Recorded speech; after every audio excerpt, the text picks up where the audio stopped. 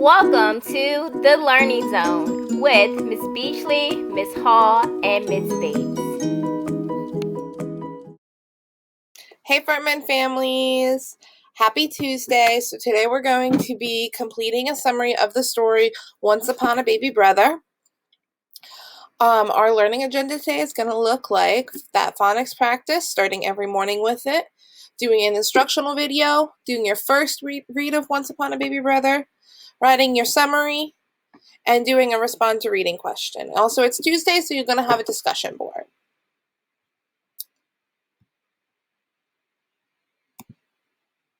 Okay, so we are going to be reading today the story called Once Upon a Baby Brother, and that comes out of our literature anthology. And we're going to go back and use that summary method of somebody wanted but so then to summarize this text. And we're going to take a step further than last week and putting together a summary statement or a summary paragraph.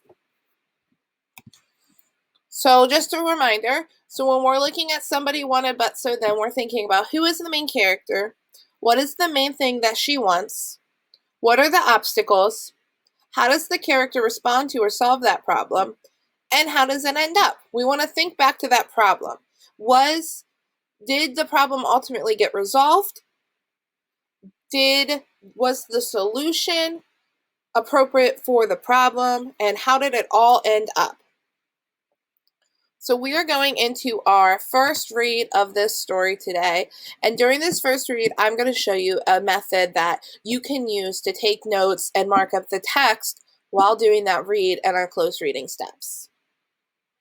So we've learned that summaries are paragraphs talking about the important events in a story. Some important parts about summaries are that we want to make sure all of our events are in order, and we want to make sure we're only getting the most important things that happen. When we retell a story, sometimes we can go, and then, and then, and then, and then. But in a summary, we want to make sure we're focusing in on those most important events. So I'm going to model for you a strategy I would use while completing my first read of the story Once Upon a Baby Brother to make sure that I only get the most important events from that story. And so what you're going to need today is you can either use, if you have them at home, Post-it notes, or if you need to, you can just use a piece of paper. So on your piece of paper or in your journal, you're going to want to write out somebody wanted but so then. And then if you can see, I took my Post-it notes, and you can just draw boxes too, and I traced the shape of the Post-it note. So then, to prepare myself for reading, I took my Post-it notes and I pre-labeled them. Somebody wanted, but, so, and then. So I can actually put them right on my board if I need to. So the reason why I did this is that when I'm reading, I can put these Post-it notes right in my book when I come apart an important part of writing a summary. And I can take notes on them with my marker or my pen. And that way, as I'm reading, I'm remembering that I'm only looking for those most important parts. And the best part is, if I think this has changed, I can take it out and I can move it.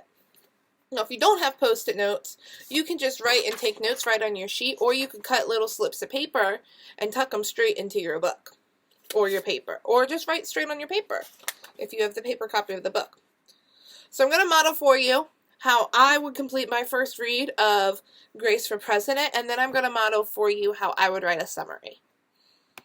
So I went through and I read Once Upon a Baby Brother, and as I read, I looked for the main character and what it was that she wanted.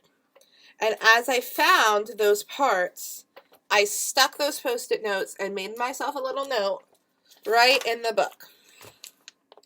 So now that I've done all that, I can go to my chart here, or I can just do it. I'm going to do it on the board. I'm going to model for you how I would then transfer those notes. I could take these Post-it notes right out of the book and put them right on my chart. If you didn't have Post-it notes, you can also cut up little pieces of paper and put them in your book. So, the main character was a girl named Lizzie. Lizzie.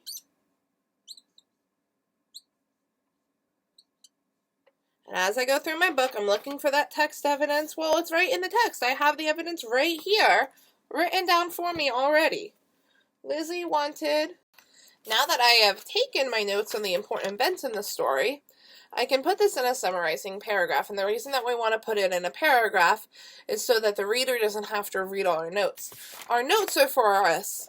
Our summaries are typically going to be for somebody who's never read this story, to figure out what the most important parts are. And the way we can do this is by splitting the somebody wanted but so method into beginning, middle, and end, and remembering to keep those events in the correct order.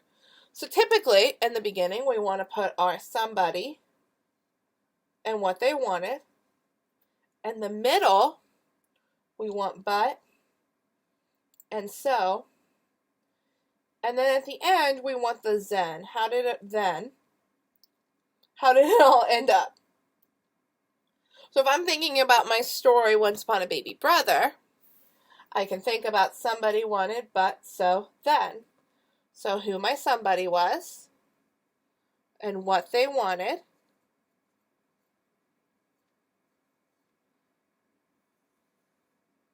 what got in their way,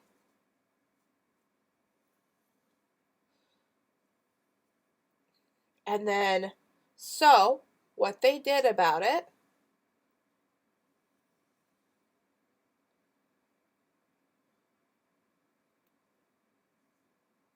that's a sentence. So we have one sentence, two sentences, and then. Oh. And then we have our third sentence, then. How did it all end up?